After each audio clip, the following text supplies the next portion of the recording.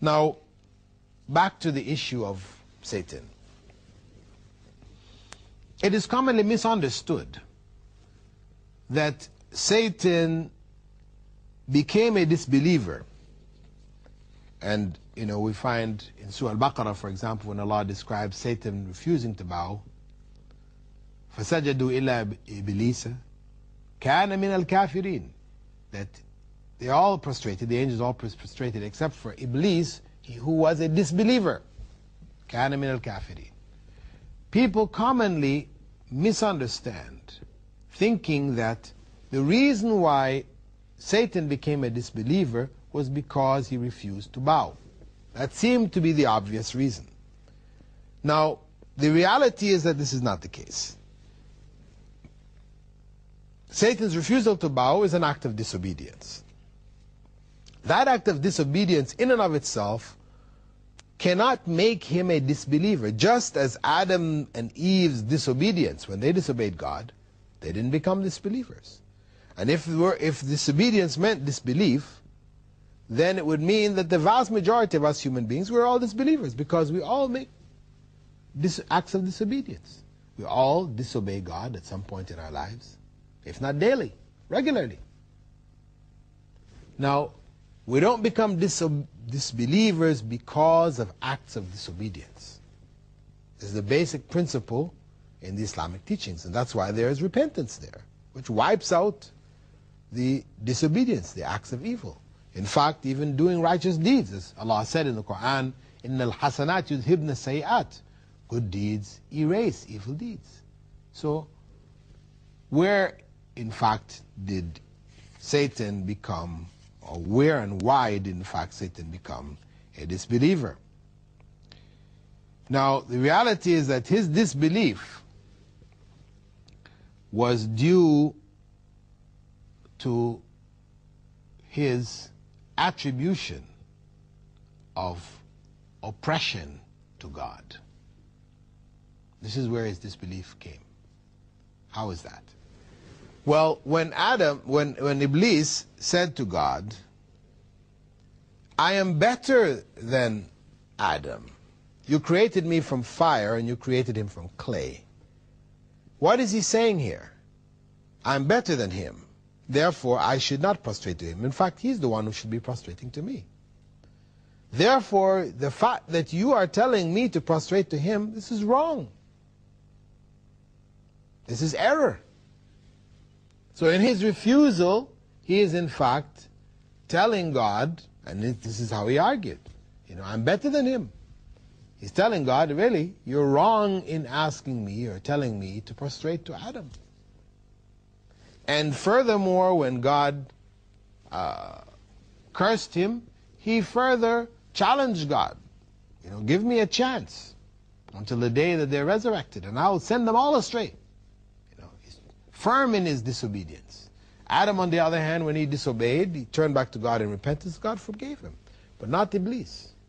Iblis was firm in his disobedience. And this is the difference amongst people. You'll find people who commit errors, and they're willing to accept their errors and to try to work their way out of it, get God's forgiveness, etc. And you have others who commit evil, make errors, and they don't want to recognize it. They look at themselves as being in the right, so for them evil has become good, and good has become evil. So what we find then is that Iblis, or Satan's disobedience, did not lead to his disbelief, but the rationale behind it, the reasoning and the belief he had regarding it, that God had in fact oppressed him, God had in fact was unfair to require of him to bow to Adam. This is where the issue of disbelief comes. He is attributing to God error, misjudgment, lack of wisdom, etc., etc. All of this going against the basic attributes of Allah as he describes himself, being the most just, the best of judges, etc., etc., etc. So Iblis's disobedience was not in fact the source of his disbelief, but his attribution of oppression and wrongness to God. This is where the act of disbelief comes. Now, when we look at the issue of Allah creating Iblis, and we said that there was certain good which came out of it, whether in the case of Adam, as we've seen Adam's situation already, and the good which came out of it, or the other good which comes out in the world as a result of human beings disobeying God, under the influence of Satan, etc., but turning back to God in repentance, that greater good outweighing the evil. The question remains as to why did God allow him to continue? Okay, he started this evil thing, evil ball rolling. Why allow him to continue? Because of the fact that the test of this life would continue until the last day of this world. So Allah chose to have Iblis around until the last day to be a constant source of that evil element to produce the good amongst human beings that was required of them until the last day of this world.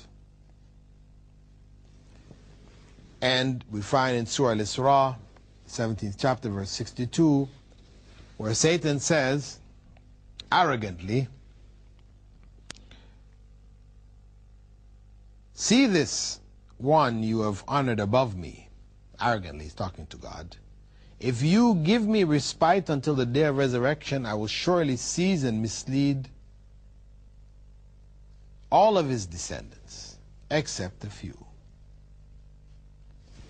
But Allah wanted that few to be guided. And that few would become guided in the struggle with those satanic forces.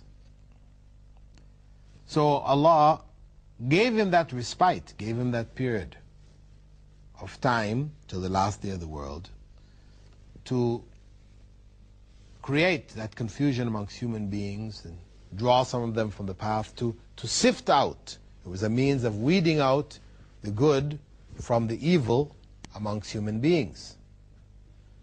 You know, it was like a sieve with grain, and it's used to separate the good from the bad. Similarly, Satan has played the role of separating out evil elements amongst human beings from the truly good elements. The next stage that we need to look at